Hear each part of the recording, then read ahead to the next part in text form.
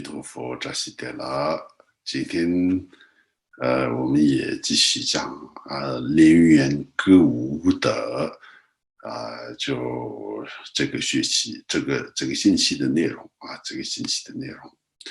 那林园歌舞的这个星期的内容是在前面说的，这个大卫杨和这个安念夫妻的一个对话。这个对话里面呢，说我们应该就是要去学佛法。为什么呢？因为无论是我们的这个耕耘土地、修旧这个观察，然后抚养亲属、积德财富都是一个无常的一个状态。虽然我们拥有就像一个天界般的一个花园，但是这个花园的享受也最终是离不开无常。为什么？因为无常是轮回的本性在前面其实是这样说的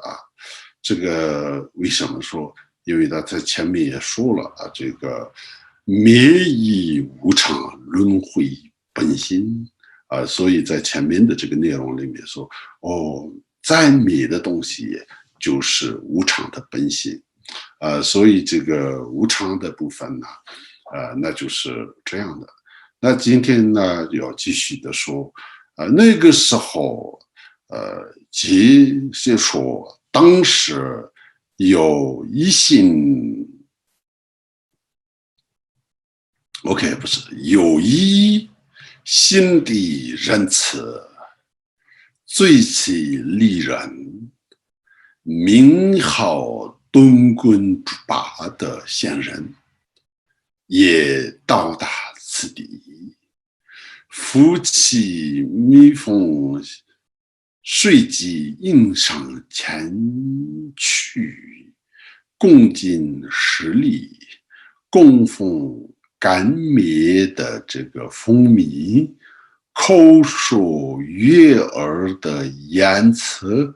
请求佛法。因为那个时候刚好他们心里本来想就是要学佛，但是这里宝珠仁波切的这个林园歌舞的这个当中的，因为每一个这个故事内容的这个设计吧就是也非常仔细的这个。因为呢一个人如果要真心要学佛的话呢，不是说是自己去查一个谷歌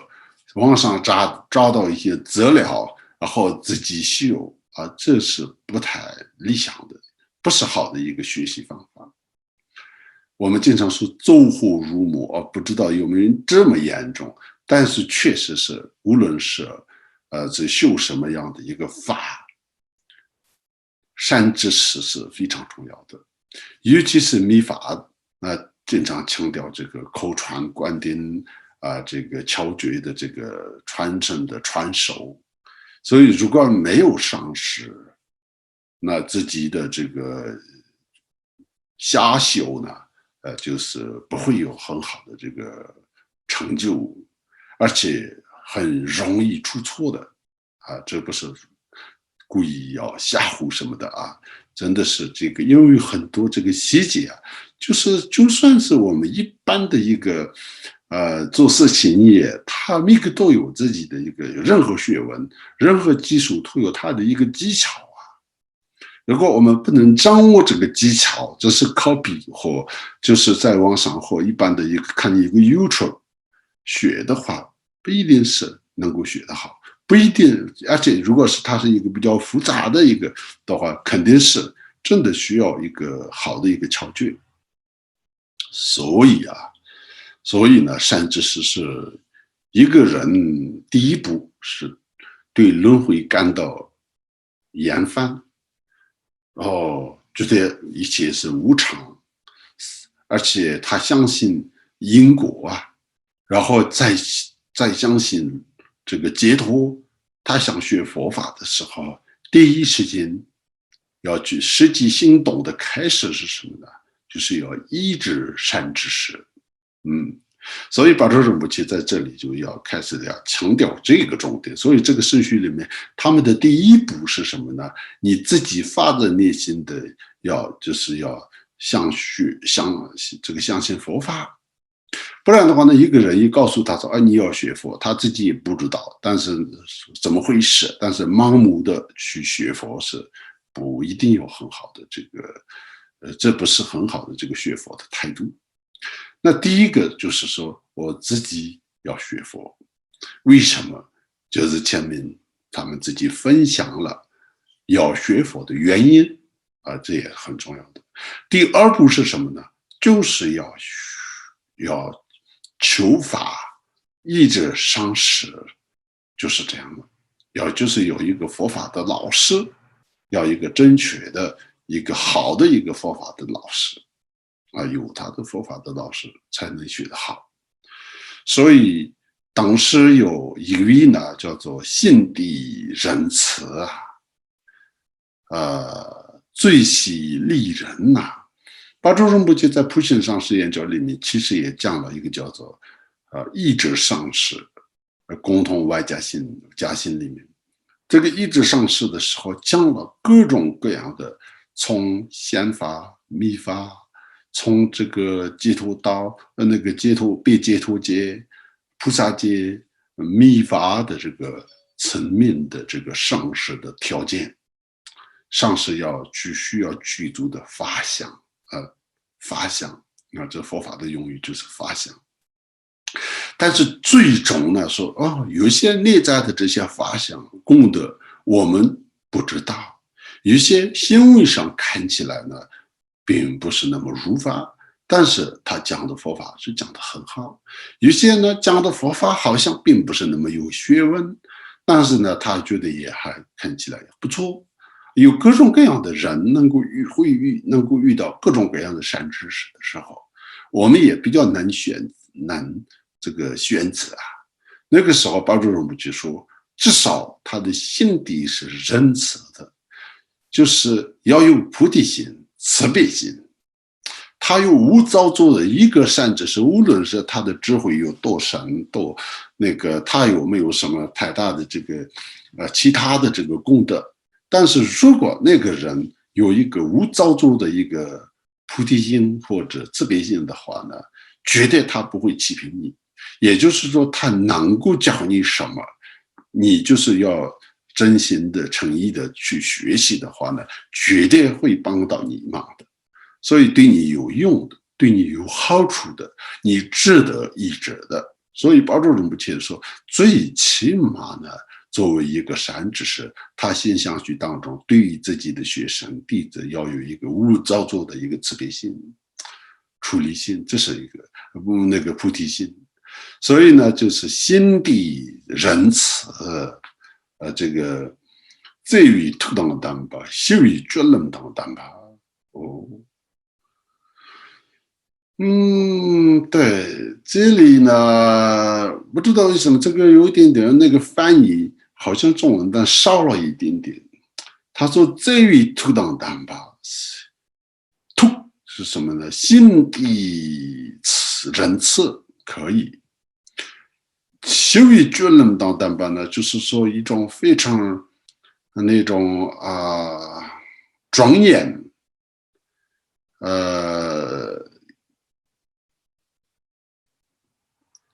祥和的一种形式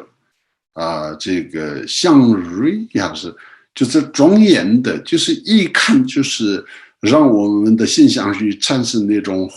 发喜的一个作风就是这个作风。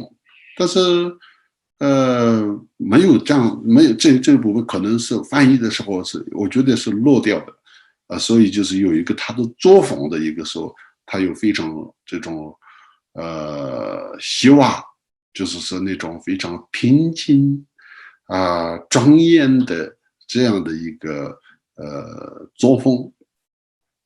然后就当然是最喜利人，这个就是说诺顿了拉布尔基吧，他的最大的兴趣爱好擅长就是利益众生。所以就是最细里面就是说他就是最喜爱、最热爱这个帮助别人，利益他人，所以呢就是最喜利人，名为就是东根之法。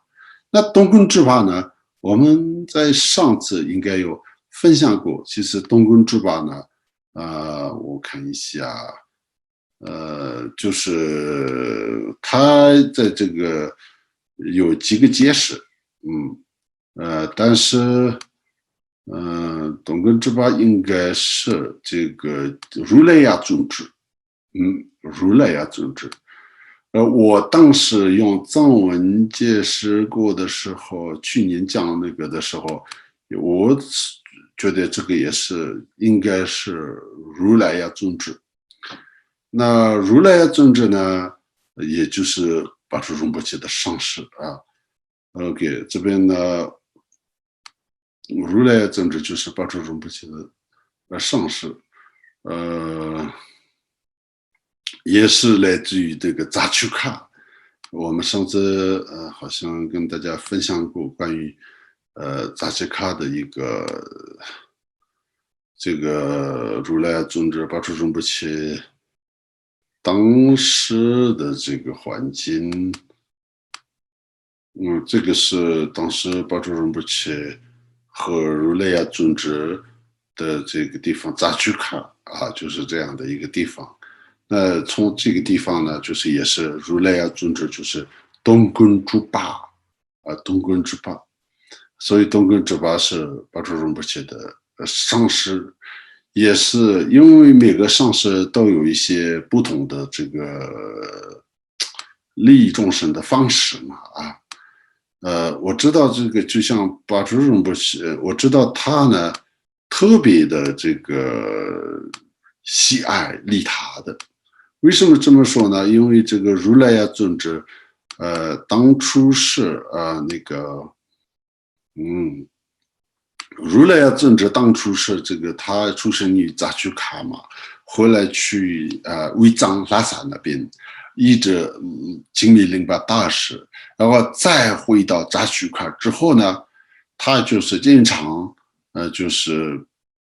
那个去到各个的这个扎曲卡这边的不同的部落，然后或者这个附近的这些地方，然后呢就是宣讲各种各样的佛法，尤其是呢比较普通的这个老百姓比较听得懂的确实是这样的。他讲的并不是很深的这种五部大论的经典，主要是经常讲那个无家心这个普贤上师研究的整个内容，就是其实这个经历那个如来呀尊者一生当中一直强调的，一直讲的。所以呢，巴祖仁波切从他的上师那边听过20几次，所以就不同的场合都讲这个也因为那个时候还没有整理成《普贤上师研究》这本书，但是这个内容都是如来呀尊者讲的。这个里面呢，也就是讲共同外家性、外谦性、不共内家性然后就是有这些，所以谦行引导的部分是如来呀尊者所强调的这个佛法，这个呢刚好是巴祖仁波切就是他的性质。所以呢，这个著作也是巴祖仁波切写的，而且巴祖仁波切虽然呢用这种一个故事的这个方式来呈现，但是内容要强调的是什么呢？就是他所得到的上师的教言。也就是说，其实我们最著名的这个普贤上师言教的内容，正好也就是接下来巴祖仁波切要讲的这个偈颂里面，其实也完整的包含了所有普贤上师言教的内容，所以这是一个非常珍贵的一个教言所以明好他说那个时候他们两个刚好要学佛的时候，那个时候从扎曲卡刚刚我们看到那个照片，从这个地方到就是那个莲花大洋和莲花安岩，他们的故乡本身就是现在开车的话就是几个小时的这个距离的地方，应该是几十公里的一个地方。所以呢，名号为这个东宫猪八的一个仙人，他的藏文叫做永吉张松。永吉张松的话呢，他就是那种OK，永吉张松有这个意思啊。我现在跟你说，大家说一下，永吉张松有这种意思，就像我们说的这个巴麦迪巴的时候，巴楚仁波切他自己一样的，他是什么呢？就是到处都去，随意而安，就这个意思。所以呢，这个中文版那个“终极张松”，这个“终极”这两个字，这中文里面没有翻译的，就是直接没有完全像藏文的一样的一个呈现出来，但是就直接写张松，但是呢，张松就是仙人嘛。那终极张松的话呢，就是他也是一个到处都去，随遇而安。这个就是逢人协和什么这样的一个仙人。那仙人本来就是花园呐、去善解人缘呐、去各种地方啊，讲各种佛法的，这个就是终极张松。那终极张松呢？这里所讲的这个东宫之帕。那这个终极张松也到达此地，刚好那个时候到了，所以那个时候夫妻两个就是去应上前去他们两个就是刚好就是知道到这里，然后他们去拜见这个张松东宫主吧，但实际上就是如来呀宗旨是这样的，共建历史，然后呢，他们就是对，然后呢，他们也供养了他们的这种甘美的蜂蜜，因为他们是蜜蜂，他们有一个花园，这个花园里面就是有各种各样的这个自然的这种福报得来的这种这个甘美的这个蜂蜜，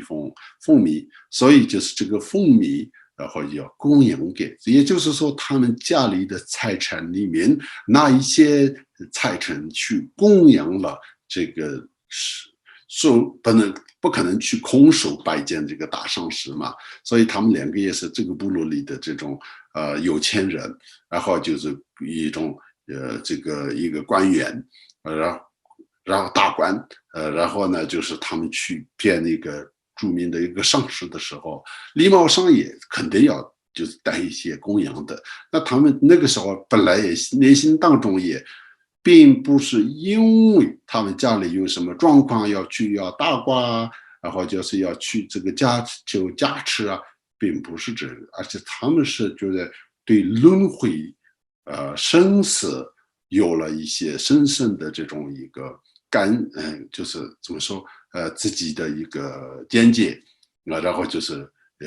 内心当中觉得要学佛，所以他们的这个动机是非常正确的。所以这个也巴珠仁波切要告诉我们的一个道理，就是很多人呢，我们一般人学佛的时候的这个动机呢，就有各种各样的，所以呢，就是学佛的目的也不一样了。所以他们的学佛的目的是什么呢？觉得应该我们生生世世要更这个不能只是这个虚度此生的这个一个状态。然后就口说悦耳的言辞，可能是这个赞叹嘛等等，见到上师的这种请求道，就是请求道。他们说怎么说呢？哎呀，大天贤，这个姐姐立长送亲不你是这个，您是。这个道士的烧身烧身，烧身，能替代它，就是烧身这个概念呢，就像佛陀圆寂的时候，他的这个拥有他的法座宝座，然后就是可以就是像佛陀一样的，就是要可以带领这个佛陀的这个4种弟子，然后就接济佛陀的教法的那样权威的这个最高的这个人物呢，就没有佛陀不在的时候，就是能代表佛陀的这个实际的这个有这个权利的授权者，那就是像迦叶尊者一样的，那叫做少僧，好像是这样念的啊。在少僧，所以呢，这就是你是一个佛陀的少僧，就是因为在末法时代，我们是看不见佛法，佛陀，没有见到佛陀，但是他就是在善知识呢，对我们学佛的弟子来说，他就是导师，就是今生导师，释迦牟尼佛啊，导师就是佛陀唯一叫释迦牟尼佛叫做导师。为什么呢？我们的本事就是释迦牟尼佛，也就是说，我们现在所接触的佛法都并不是用阿弥陀佛的开始或不动如来的，不是，就是释迦牟尼佛说入的法，所以释迦牟尼佛才是我们的这个现在的我们南谶部洲这个世界上现在的这个佛法的法主是什么呢？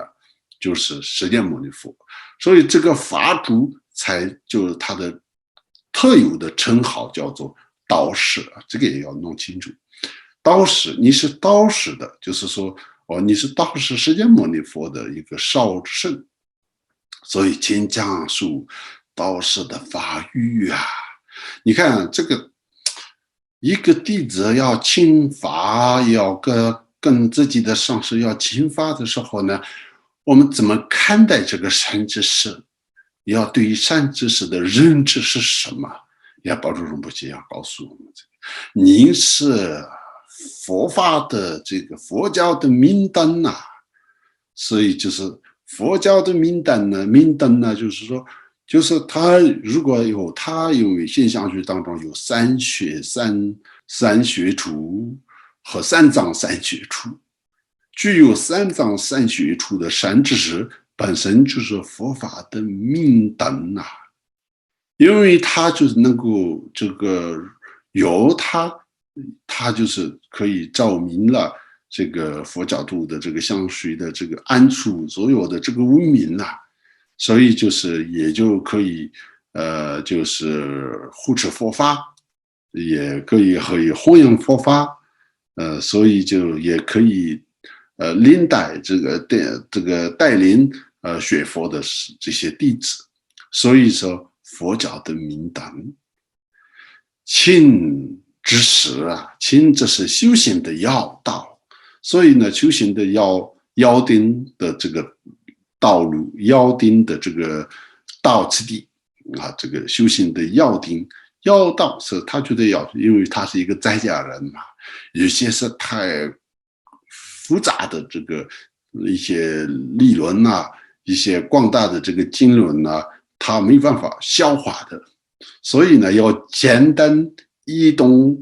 以重点要告诉我，所以这也是确实是需要的，所以呢，他们也非常会勤法的，所以有时候呢，就是无关紧要的东西呢，就本来你在那里都可以学的，你遇到善知识的时候，该要学的是什么呢？就是要道，所以这个要定的要嘛，就是这个紧要的要嘛，所以呢，就是亲知识啊，就是说告诉我们这个修行的这个要道，因为修行的要道是一个关键的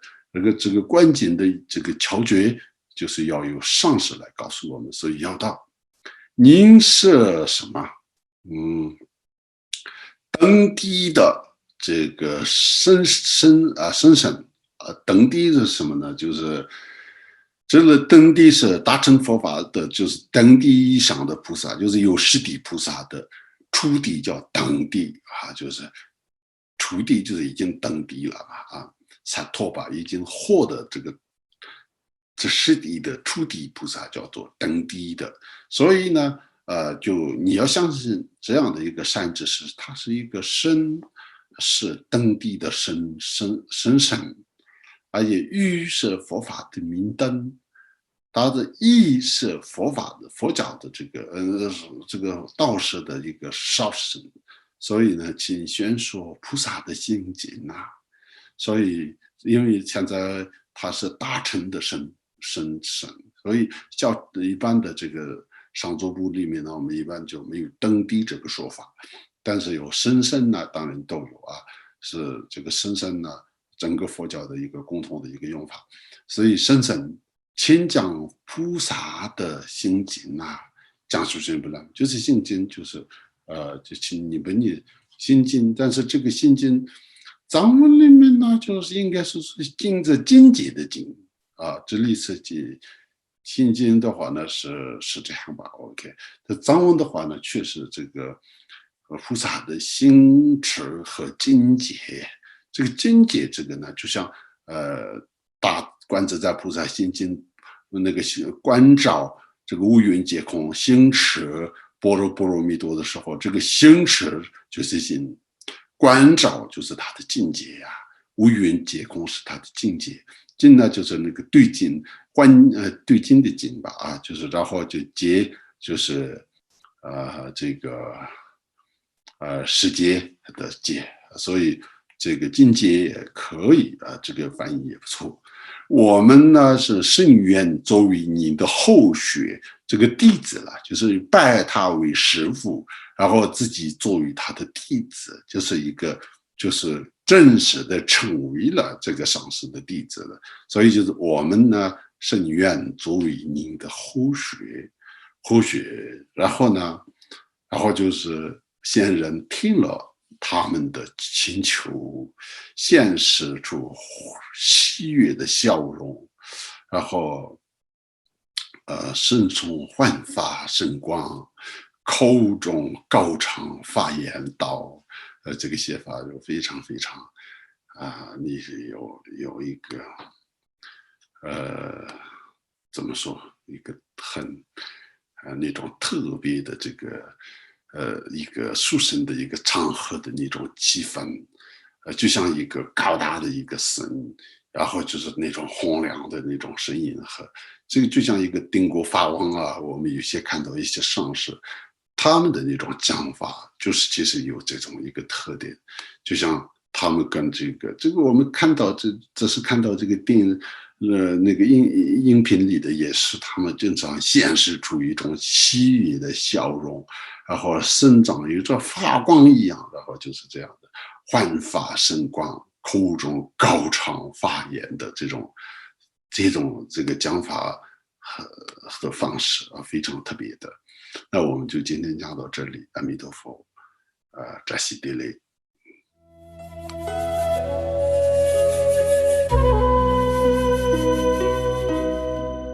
Namo Gurbe Namo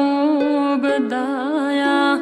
Namo Dharmaya Namo Sang